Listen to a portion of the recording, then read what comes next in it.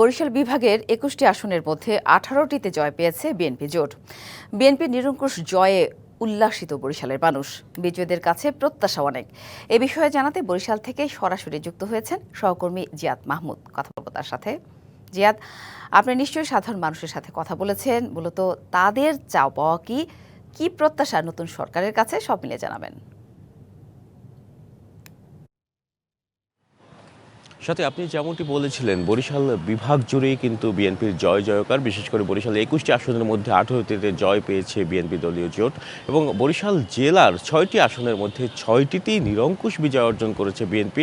এবং এই জয়ে যেমন উল্লাসিত সাধারণ মানুষ, তেমনি তাদের প্রত্যাশাও অনেকটাই বেড়ে গেছে। বরিশালকে ঘিরে তো প্রত্যাশা রয়েছে, বরিশাল বিভাগের অন্যান্য জেলাকেও ঘিরেও তেমন প্রত্যাশা রয়েছে, কেননা এখানে উন্নয়ন বঞ্চিত জেলা রয়েছে এবং উন্নয়ন বৈষম্য হয়েছে বলেও যে এই জেলার বাইরে বিভাগ জুড়ে যে মানুষ রয়েছে তারা কিন্তু বলছেন যে যেহেতু নানা ধরনের প্রাকৃতিক দুর্যোগ এই বিভাগের উপর দিয়ে যায়, প্রতি বছরই মানুষের জানমালের ব্যাপক ক্ষতি হয়, তাই এইবারের যে সরকার গঠন করবে তারা যেন উন্নয়ন বৈষম্যটাকে প্রাধান্য দেয়। বিশেষ করে তারা বলছেন যে, যেমন আপনাকে বলি যে পটুয়াখালীর যে উন্নয়ন হয়েছে বিগত সরকারের আমলে, আশেপাশের জেলাগুলো বরগুনা কিংবা পিরোজপুর কিংবা জালুকাঠিতে তেমন একটা উন্নয়নের ছোঁয়া পড়েনি। এবং একই সাথে যে বরিশালের অনেক প্রকল্প দেখা গিয়েছে, বরিশাল জেলার ক্ষেত্রে যদি বলি যে গৌর নদীতে অনেক প্রকল্প হয়েছে যেগুলো গৌর নদীতে দরকার নয়, বরিশালে দরকার ছিল।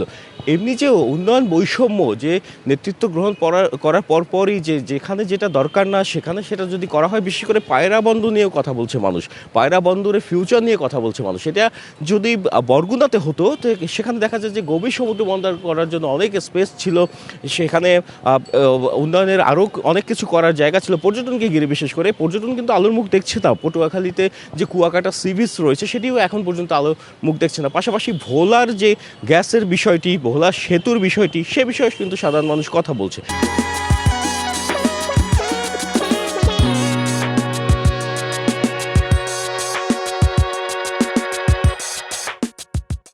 তারা বলছে যে একটা সমন্বিত উন্নয়ন এবং বৈষম্যহীন উন্নয়ন। আপনাকে যদি বলি যে এখানে কিন্তু কর্মসংস্থানের ঘাটতি রয়েছে বরিশাল বিভাগ জুড়ে, সেই কর্মসংস্থান যাতে নতুন করে সৃষ্টি হয়, নতুন করে কলকারখানা সৃষ্টি হয়, ভোলার গ্যাস যেন বরিশালের সাধারণ মানুষ পায়, বরিশাল যেন সেতু হয়, নানা ধরনের দাবি রয়েছে। এবং একই সাথে পিরোজপুরকে ঘিরেও সাধারণ মানুষ বলছেন, সেখানকার মানুষের সাথেও আমরা কথা বলেছি যে ছোট জেলা, তারপরেও সেখানে উন্নয়নের তেমন একটা ছোঁয়া লাগেনি।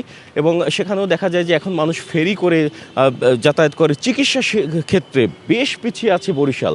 বিশেষ করে যে বরিশালের অন্যান্য জেলা রয়েছে, আমরা আপনাকে একটা পরিসংখ্যান দিই যে গত বছরে ডেঙ্গুতে আক্রান্ত হয়ে বরিশালে হাজার হাজার মানুষ কিন্তু মৃত্যুবরণ করেছে। সেক্ষেত্রে আমরা দেখেছি যে স্বাস্থ্যসেবার জন্য শুধুমাত্র বরিশালের যে শেরেবাংলা মেডিকেল কলেজ, এই একটি মেডিকেল কলেজের উপর পুরো বিভাগকে কিন্তু নির্ভর করতে হয়।